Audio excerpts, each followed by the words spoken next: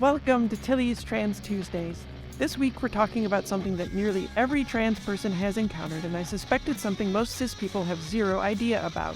And it's pretty messed up. It's time to discuss anecdotal trans healthcare.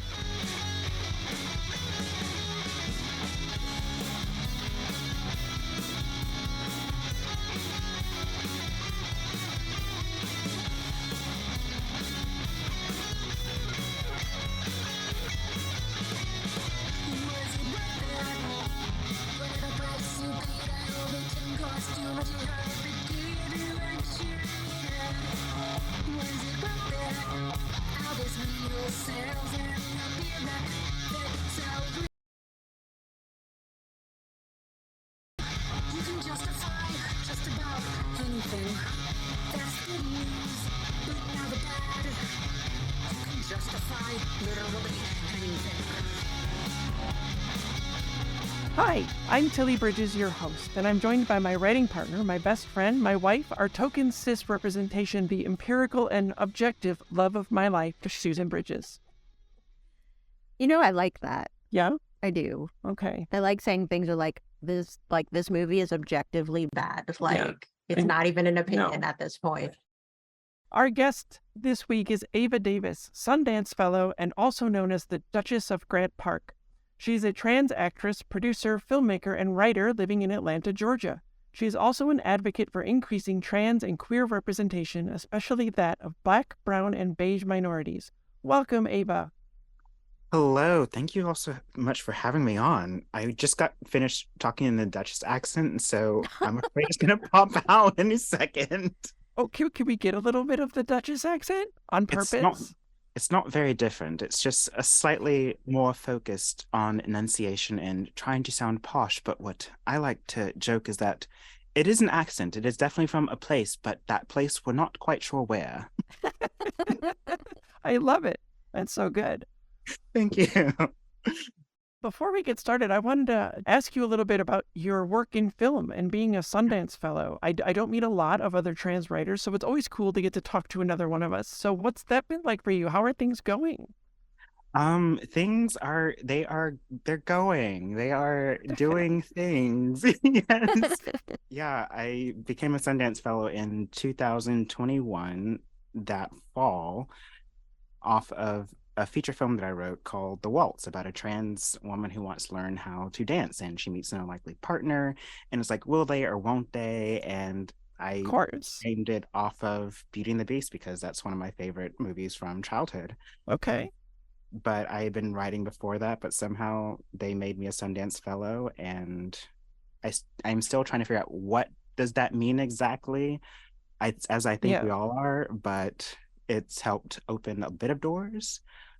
But there's been The Waltz, there have been other short films that I've written, and then also just writing here in Atlanta, sketch comedy, plays, short plays, any and everything, journaling. I feel very at home in writing. I almost feel like I express my thoughts better in writing than talking. But same.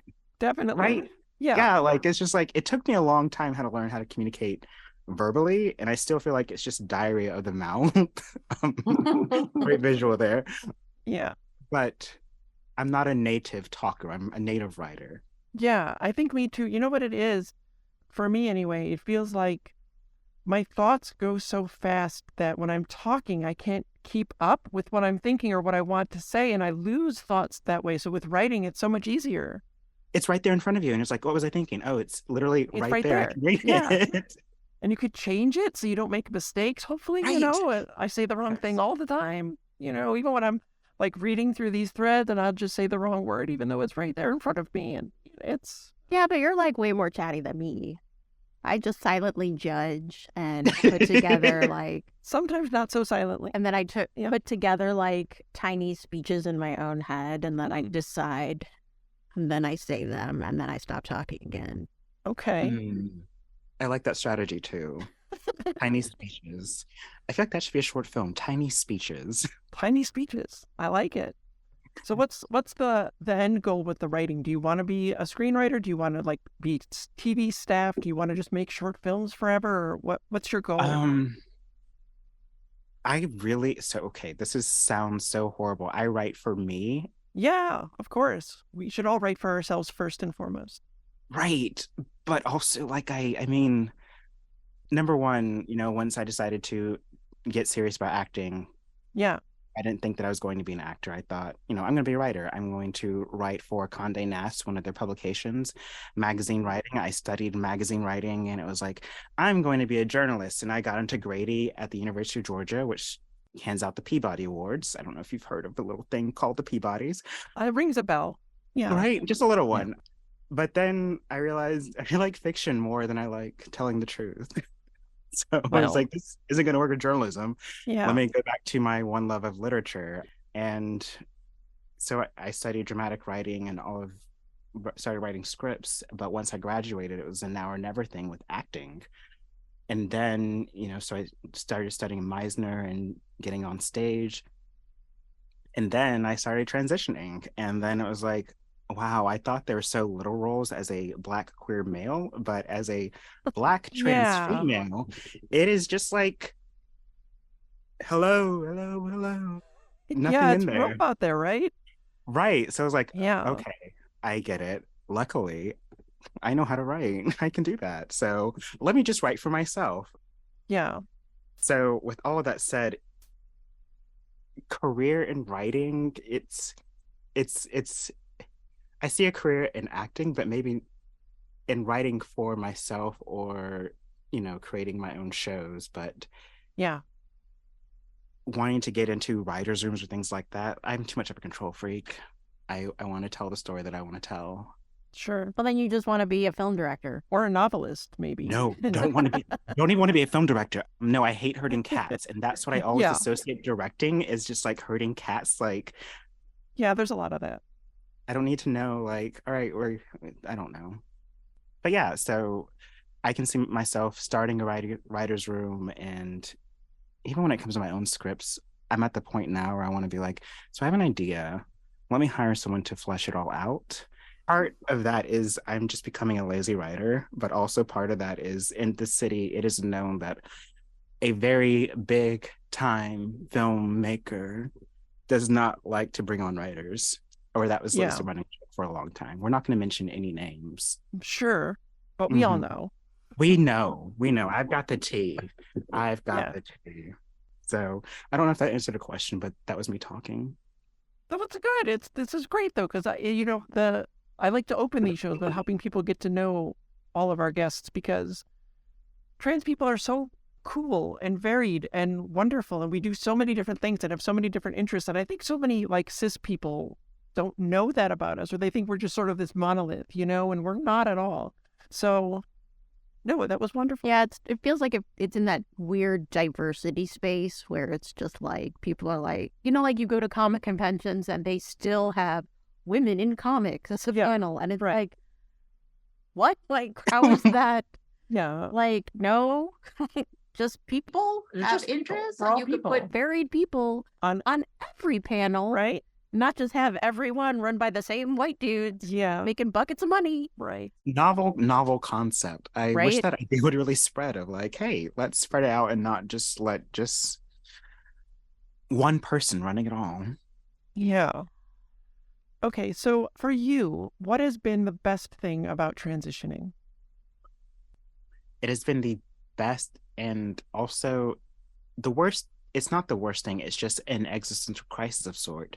But I remember the moment I first took my pill, like my hormone replacement therapy, and a part of me was like, maybe it's a placebo effect, but then it was like, this isn't quite placebo. But for the first time, I felt at home in my body, unlike I had ever felt. Like I just, like if you can imagine, like before, it was just like this spirit, and it was like, I want to get in that body, but I can't quite. Like it's not right. And then I took the hormones, and it was like, finally, I'm at home. The spirit has a place to rest and reside, and it's like we are working in unison. And so that has been the best thing, but also it's been the best thing too, because it's allowed me to be more authentic and more myself. My writing got better, my acting got better, because I was spending so much less time of projecting this false image or hiding or whatever. It's just like, you know that song, I Am What I Am, I'm my own special creation, and I'm an amazing creation. I love me. That was another thing, the self-love that came out of Right? all that. I was I just didn't know like, that was possible. It right, I was just thought everyone went around hating themselves and be like, oh God, look at right. that person in the mirror. Oh, ooh. Yeah, no. And now I can't pass the mirror without stopping and looking at myself. Right? I walk by and I'm like, oh, hey, hi. I'm like saying hi Hi, to myself. I'm like, oh my God, right. you're there. It's so Look at good. you. It's been Yeah. years, but you're finally here. Yeah. That's been the best thing about transitioning. But along with that openness and allowing myself to be more vulnerable and myself, it came with this realization of like, oh my God, I missed out on so many years of Yeah. being myself around people. And I remember talking about it on another program, and I broke down crying because I had gone to a Galentine's party that my, I guess we're going to say childhood friend threw, his wife. It gets complicated, but we were all friends in the Metro Atlanta area, and we went to church together. And I called it Six Flags Over Jesus, and it's exactly like you imagine. It was definitely a mega church. Why would they have a rock wall? Why would they need a cafe? But neither here nor there. And it was just like, okay, but it was very, very red. That's the Yeah. easy way of saying it. And so we grew apart for a little bit, but after transition, we kind of reconnected and we're all like, yeah, we don't have anything to do with that church anymore, but hey, how are you doing? And yeah, my friends greeted me and I allowed myself to actually be vulnerable with them. And after that Valentine's Day weekend, it was just like, and this was recently, earlier this year, but after that, it was just like, that could have been possible back then, that the connection, Yeah. I don't know. And maybe part of that is wishful thinking too, of like the past always seems like it's greener. And I had to get to a safe place internally before I felt like I could transition. But Right. at the same time, so much time in relationships lost where those relationships could have been deeper and richer. And Yeah. yeah.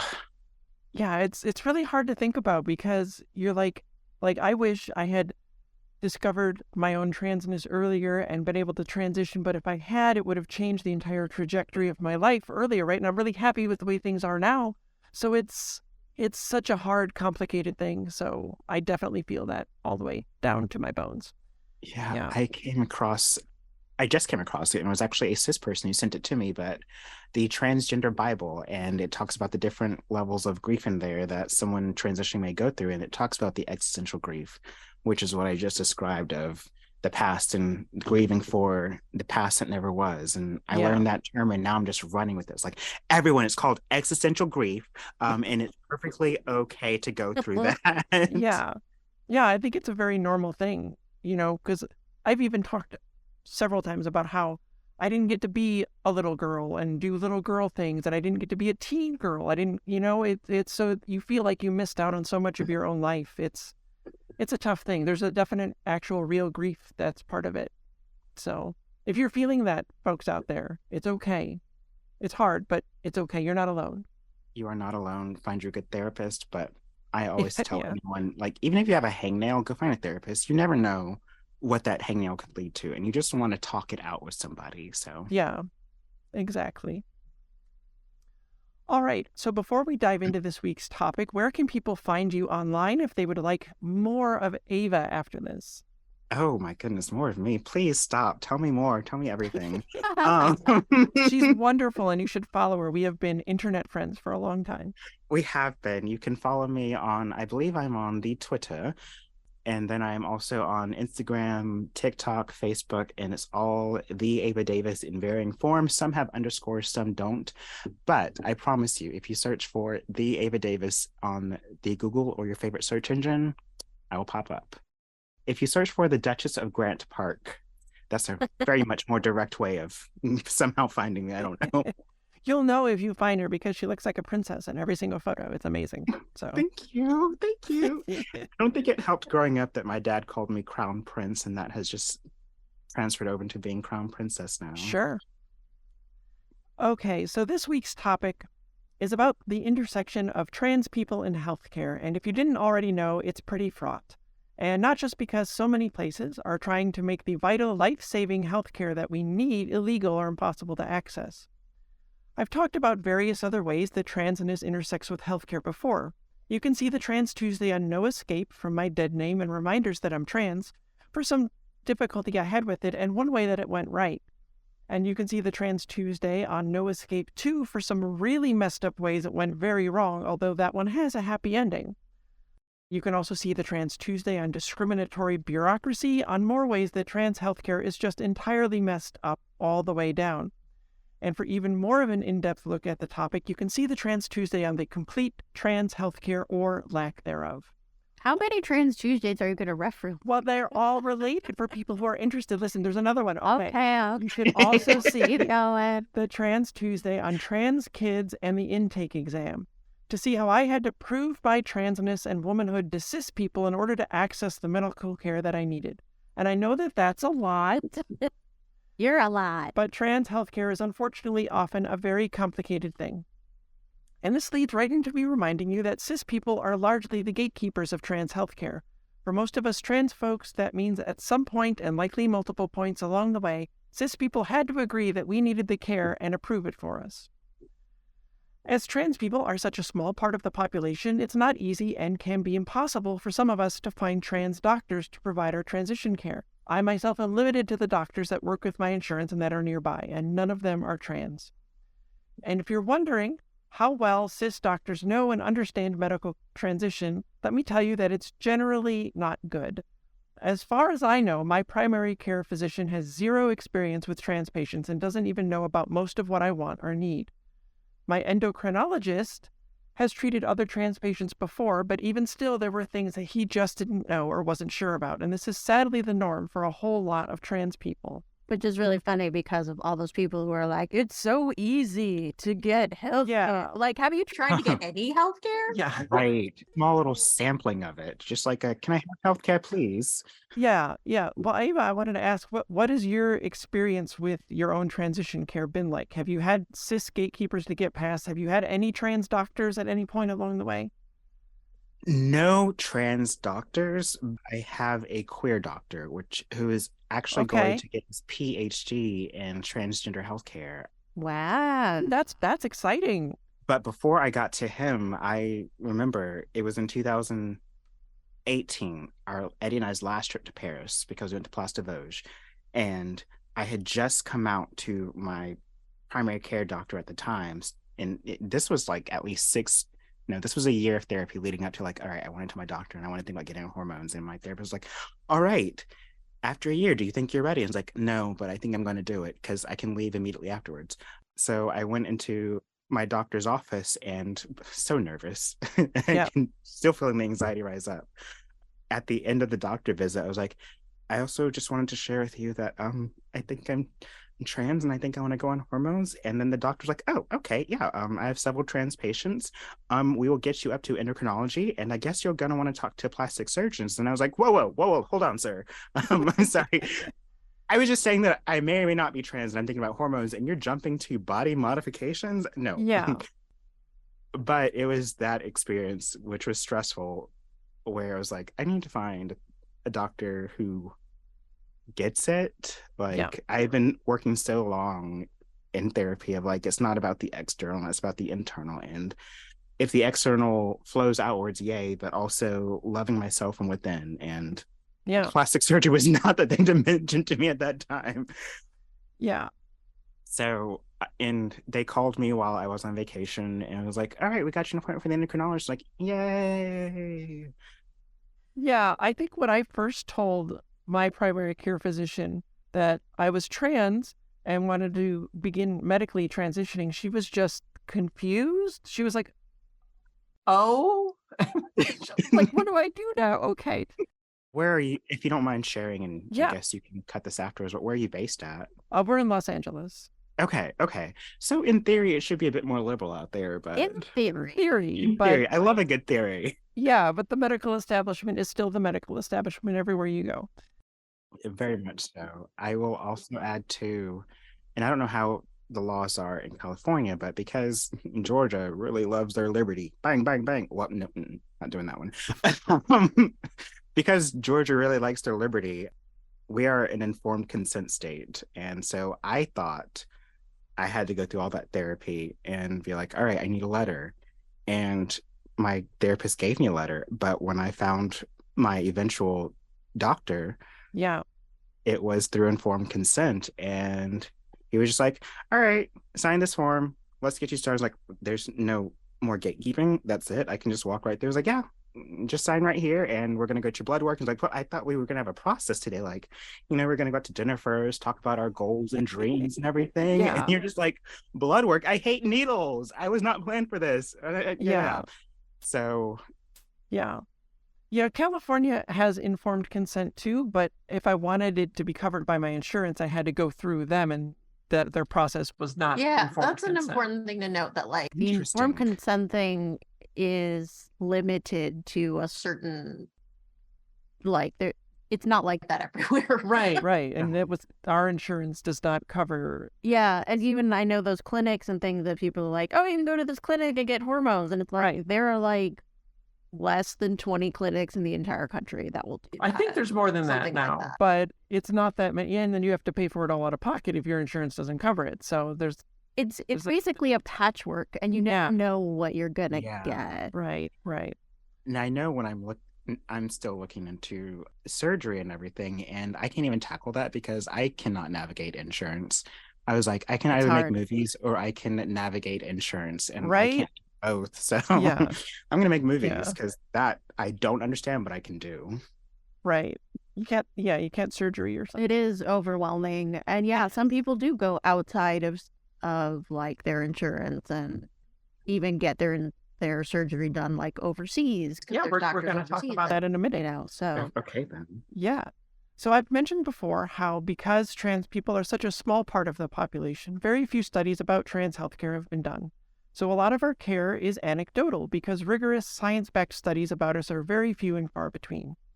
And this is not to say that things like puberty blockers and hormones are untested. They've been used safely for years in both cis and trans patients. Decades. Yes, but so few doctors are at all familiar with their application to transition care.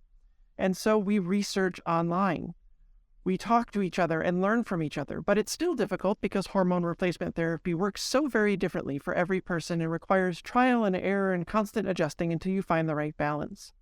If you need more information on the basics of HRT, there's also a Trans Tuesday on that. One of the refrains you'll hear a lot from the transphobes out there is how trans people are being rushed into transitioning, and that is the most laughable thing on the planet. Nothing about transition is fast. You can see the Trans Tuesday about my 1-year and 2-year retrospectives to see what changes I had and hadn't yet experienced from HRT. In fact, it took me 1,000 days of HRT to get up to a B cup bra. Yay! And I mean, I knew I needed a big, thank you for the applause. I knew I needed a bigger cup size when I ordered it, but it arrived and I tried it on and found it actually fit on day 1,000. So that's when it was confirmed for me. So what has the incredibly slow pace of HRT been like for you, Ava? Do you find it frustrating? Do you want to get out and push? Because I do sometimes. Yes and no. I feel like I work glacially anyways, like in terms of accepting change. So the slow change that my body has gone through, it's allowed me to adjust to myself, but also because I started hormone replacement therapy in 2019, literally right after we wrapped filming my short film, The Duchess of Grant Park. And I was like, yep, that all felt right. I loved living as a woman for that brief period of time in my life, and let's continue that whole thing. Got on hormones, and then next thing you know, we were in a pandemic and we were like gonna be at home doing nothing. So it allowed me time to kind of acquaint with my body, and plus, there's nothing to do during the pandemic. Like, you're just stuck at home and you're like, am I gonna die? Am I gonna run out of money? Is there food, toilet paper, all the other cool things that we're worrying about 4 years ago, 3 years ago. But yeah, I'm so horribly resistant to change that it's been so slow and gradual for me that I have not had to think about it. And I think also coming from kind of an acting and creative background, I was already transforming my image a lot. Sure. To fit what I wanted to. So now, when I take off the mask, so to speak, or step off the stage. It's like, oh, yay. I look how I want to look, and I've got the curves in all the right places. Yeah. But also adding to that, and the reason I brought that pandemic in the first place is I love jelly beans and I love eating. I gained a lot of weight during the pandemic, but it was also, I allowed myself to, because I was like, all right, let's just plump up the body a little bit and get those curves that kind of way. And the body needs it. So I gave my body what it needed, and it changed in that. There was a lot of changes going on. So I don't even know if that answered the question, but those are definitely words. It did. No, that's a good point, because now I'm so comfortable with where things are at. I just want more of it. So now I feel a little more impatient. But at the beginning, it was really good, because it's a really big adjustment. Like you said, you remember the first time that you took your hormones, and so do I. And I was so terrified, but they work so slowly that you can change it, you can stop it before any changes even happen, and you have all this time to adjust. So I think that's something people don't consider when they're like, if a 15-year-old can just get a prescription, and it's like, and then wait 3 years for it to work. Yeah. Like they're not Jack and the Magic Beanstalk instantaneous, like, I am woman, hear me roar. Right, exactly. And Susan, you touched on this earlier, that surgeries can take even longer. There aren't that many doctors who perform gender confirmation surgeries, and so their wait lists are often really long, sometimes years long. Some require multiple notes from psychiatrists or psychologists stating that you need the surgery. And it also takes a lot of... Insurance can change in the meantime, too. Exactly, and then you have to start all over again. It's horrible. Yeah. And so it takes a lot of research to find the doctor that you think is best for you and give you what you're looking for. And some of us just have to go with whoever our insurance covers, if our insurance covers it at all. So here are the parts of my own healthcare that I learned from other trans people and by researching on my own. This will not be the same for every trans person, but this is just a look at what I had to deal with in terms of my own hormone replacement therapy. I'm on estrogen pills, which my doctor and the label on the bottle says to take orally. But when you do, it's hard on your liver, and your liver destroys most of it. You end up getting very little estrogen from it compared to how much is in the pills. But if you take it sublingually by placing it under the tongue and letting it dissolve, it bypasses your liver and more of it goes directly into the bloodstream.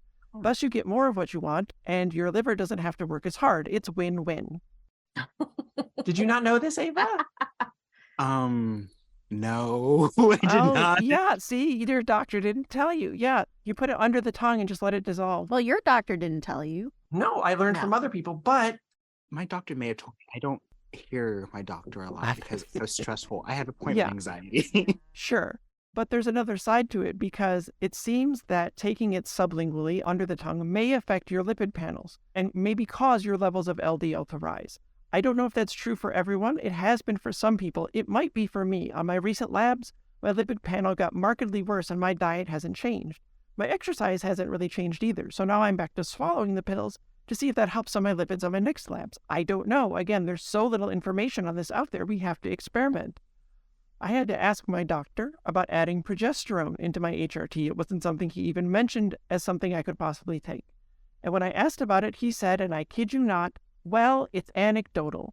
And it is, because again, so little information is out there. There's not a lot of scientific studies done on the effects of progesterone on trans women, but nearly every trans woman I talked to raved about how much it helped them. And so my endocrinologist agreed that we could try it. And at first I saw some nice results, but it seemed to just sort of stall out and nothing happened. And it was then in talking to other trans women that I discovered there are two different kinds of progesterone. And for whatever reason, my endocrinologist had put me on the synthetic version without mentioning that there was any other option. It was probably cheaper. Well, they cost the same for us. Cheapest thing. Yeah. So a while back, I had him switch me to micronized progesterone. And then I got to the bigger cup size in my bra, and I'm starting to finally get hips. I've been waiting years, and there's finally something there. Every time I see them, I could fly up to the moon. It makes me so damn happy. And this is the super lovely, best thing in the world, gender euphoria. And yes, of course, there's a Trans Tuesday about that too. I also learned about an alternate method of taking both progesterone and estrogen, which the community has termed boofing, which is taking them as suppositories. Yeah, many trans women have said they get much better results that way, but it did not seem to work for me. Again, every body is different, and not only do our bodies respond differently to different hormones, our bodies are better or worse at processing things different ways. It involves experimentation because, again, so few studies are done. So, Ava, what parts of your own transition did you learn from other trans people or from your own research? The stuff that your doctors did not know about or bring up to you? Well, for instance, I just learned from a friend that if you take it sublingually, um, Yeah. I did not know that. I'm on some online communities and I hear the advice in there, but I don't know. I don't know. I feel like because I had to take other medicines as well. So I end up Yeah. just popping them all together and just like, whatever, it'll do Same. what it'll do in time or whatever. I have not focused on maximizing results, and I should be. Like a year and a half ago, my doctor was like, you can get on progesterone if you want. And I was like, sure, but I have not followed through on that. I should. You should. It's been really good. I think what I'm a little bit nervous about with the progesterone, and maybe you can tell me some more anecdotal evidence because you don't have enough Yes. studies on it. Right. Mood, how is it with that? I know I'm turning the tables, asking you questions. Yeah. No, it has helped me a lot. I think it feels like it has changed my mood and the way I feel internally, like in my head, in the same way that estrogen did, but just sort of more so. And Okay. like when, as I get the lab results, as things are going on, and when I see my estrogen drops and my testosterone rises, I already know it's going to happen because I feel different in my head. It doesn't feel like me anymore. It feels a little bit like that old person that used to be walking around. So it's really Yes. strange. Interesting. Okay. I mean, you've already sold me now. I'm going to go to my doctor and be like, okay, so remember that pill you suggested like a year or so ago? Let's finally do that. Again, change in me being really resistant to it. Yeah. But, it works slow, so it's okay. Yeah. Anecdotal evidence. All I know is that for me, I hate shots. So anything that's Yeah. involved with a shot, I cannot do it. Yeah. But I'm just the worst. I'm just like, all right, I got the prescription. I'm gonna pop these every morning. And now I get to go about my day and feel good and do the Yeah. million and one things that won't get done. That's real. That's what that is. Yeah. We all know what that's like. Okay, so I want to remind the listeners out there again that all of hormone replacement therapy for trans people are drugs that were developed for cis people. Some, like estrogen and progesterone, were developed for postmenopausal cis women. Others, like testosterone blockers, are taken because we want what are considered the side effects of those drugs, most of which were developed to help cis men with things like hair loss, enlarged prostates, and things like that. None of them were developed for us. Because we're such a small percentage of the population, there's not a lot of money in it for the pharmaceutical companies. Despite what the transphobes say, because they are the stupidest people alive. There's not an ounce of truth to people saying that transition hormones are forced on people so doctors and drug companies can make money. It's laughable how untrue that is. There are not enough of us for and that. even Hormones are not expensive in the There's slightest. generics of all of them. It's not, no. Like Yeah. as a cis person, my prescriptions cost way more. Yes. the rest me. Yeah. Okay, so I'd heard from other trans women on HRT that it could cause PMS. And I was so stymied because how? It's not that I disbelieved them. I was just really confused. And then maybe 6 months ago, dear listener, it happened to me. What is this intense pain in my lower abdomen? Oh God, why does it hurt so bad? Why am I so emotional this week? Why am I suddenly craving chocolate and nothing else will do? Like, it's such a cliche, but it's somehow true. I've never been a huge fan of chocolate. It's fine, whatever. Vanilla was always more my jam, but when the PMS symptoms hit, I need it, and it somehow actually helps alleviate some of the symptoms. It makes me feel better. I don't understand why. But what's it been like, Ava? Have you gotten PMS symptoms? I feel like I got a bit of it towards the beginning, and I think that's probably as my hormone levels were fluctuating Yeah. a bit more.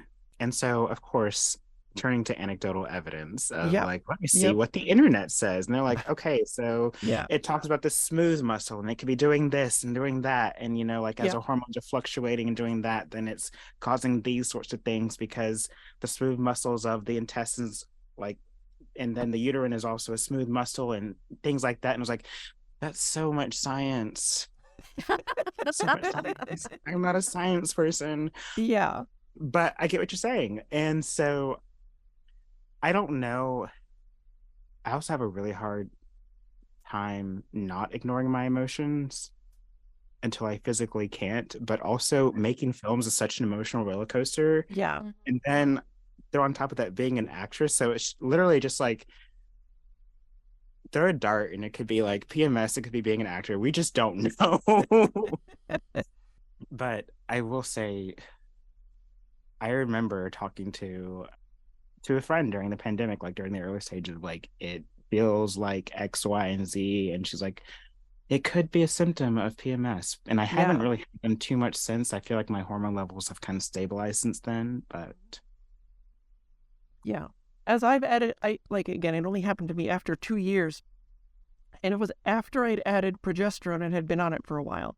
Oh, wow. And now it's pretty regular. I write down in my planner when it happens and to look for it in the next month around the same week. And it seems to be hitting monthly. And it's wild. It's so bizarre. Like, even though trans women don't have a uterus, we have the same muscles in the same places that cis women have. And those same muscles can cramp up and the same hormone-induced emotional changes can happen.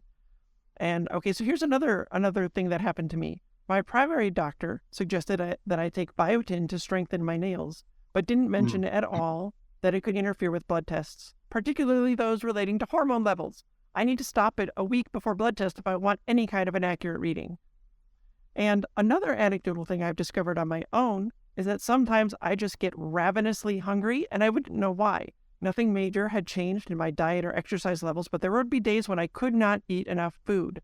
And then I discovered it happened on days when my boobs hurt the most because they were having a growth spurt. And when I mentioned this, guess what? Other trans women went, oh my God, that happens to me too. There's this tweet that I made on April 29th of 2022, and it reads, why am I so hungry? Me eats a big lunch, big dinner, all the leftover chips, all the leftover deli meat, tons of nuts, cookies, leans over and screams as it feels like gravity's trying to rip my chest off. Also me, oh, the boobs are growing again. Okay, that explains it. Have you noticed a correlation in that, Ava?